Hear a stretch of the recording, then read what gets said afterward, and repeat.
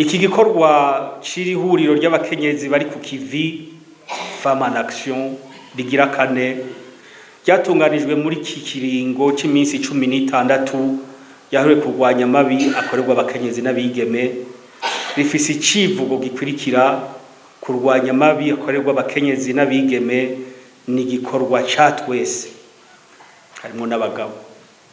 Tugahamagarira abakenyezi guserura ivyiyumviro vyabo mu binyamakuru, ibibanyamakuru bibaho umwanya ukwiye. Ivyo vyotuma amabi bakorerwa agabanuka mbere agatuzwa. Turamaze kumva ko hari abakenyezi batinya kuvugira mu binyamakuru. Guserura ivyiyumviro biri mu burenganzira bwa kiremwa muntu wese, uniganywa ijambo n'ubundi burenganzira burahohoterwa. Umukenyezi n'umwigeme ahohotewe bigira ingaruka kuri bo nyene, n'umuryango urazingamikwa n'ingaruka mbi z'amabi. Imiryango izingamye n'igihugu kiba kizingamye. Abamenyesha makuru ntibarindire iyi minsi 16 yo mu mpera z'umwaka ngo barwanye amabi. Ishano rigwanya iminsi yose.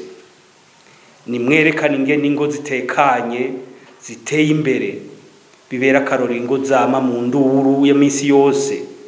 Shikiriza amakuru ajanye n'amategeko akingira umukenyezi n'umwigeme, bayamenye bige gushengeza ababagirira nabi. Ni kuri ayo majambo nciye ntanguriza ko icese ibikorwa vya rino huriro rigira kane ry'abakenyezi bari ku kivi ryatunganijwe n'ishirahamwe Search for Common Ground mu Burundi biciye ku mugambi Tuyage. Rino huriro ribabera akaryo ku kuyaga mushira hamwe, mwebwe bakenyezi namwe mwaje muserukira ibinyamakuru kugira ngo umwe wese yumva uruhara yogira ngo amabi akorerwa abakenyezi n'abigeme aranduranwe n'imizi.